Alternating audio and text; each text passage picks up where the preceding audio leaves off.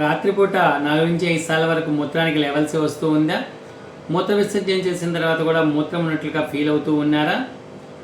కొంచెం కొంచెం మూత్రం అనేది ధారగా రాకుండా చుక్కలు చుక్కలు పడుతూ ఉందా? అయితే ఇది ప్రోస్టేటిక్ ఎన్లార్జ్మెంట్ అయి ఉండొచ్చు. సర్వసాధారణంగా పురుషుల్లో మాత్రమే వచ్చేటువంటి సమస్య. నా పేరు డాక్టర్ కృష్ణ చైతన్య, సంజీవిని కేరళ ఆయుర్వేద హాస్పిటల్, భీమవరం. 40 సంవత్సరాలు పైబడినటువంటి పురుషుల్లో ఈ ప్రోస్టేటిక్ గ్లాండ్ ఎన్లార్జ్మెంట్ అనేది జరుగుతుందన్నమాట. సర్వసాధారణంగా చిన్న వయసులో ప్రోస్టేటిక్ గ్లాండ్ అనేది పెసరగింజంత ఉన్నది, పెద్ద వయసు వచ్చేసరికి 40 సంవత్సరాలు వచ్చేప్పటికీ అది పెరుగుతుంది. అది పెరగడం వల్ల మూత్రనాళానికి అడ్డం పడిపోవడం వల్ల మూత్ర విసర్జన అనేది సాఫీగా జరగదు.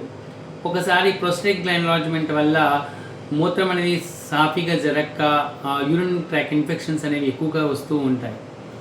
ఎక్కడైనా బయటకు వచ్చినప్పుడు కూడా యూరినల్స్ అనేది ఎక్కువసార్లు వెళ్ళాల్సి వస్తుంది. సో అటువంటప్పుడు ఆయుర్వేదంలో బెస్ట్ ట్రీట్మెంట్స్ ఉన్నాయి. దీన్ని 3 పద్ధతులుగా మనం క్లియర్ చేయొచ్చు. First thing is the medication.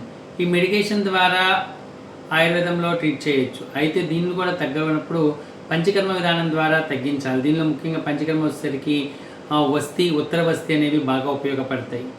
Third thing వచ్చేసరికి ఆహారము, విహారము యొక్క ప్రకృతులను బట్టి ఆధారపడి ఉంటుంది. మట్టి పట్టి విధానం అనేది కూడా అత్యద్భుతంగా పనిచేస్తుంది. సో ఎవరికైతే ప్రోస్టేటిక్ ఎన్లార్జ్మెంట్ ఉందో ఆయుర్వేదాన్ని డాక్టర్ని సంప్రదించండి. ఈ ప్రోస్టేటిక్ ఎన్లార్జ్మెంట్ ఉన్నప్పుడు అలాగే నెగ్లెక్ట్ చేసినట్టయితే ఒకసారి క్యాన్సర్ కింద కూడా మారే అవకాశం ఉంటుంది. Thank you.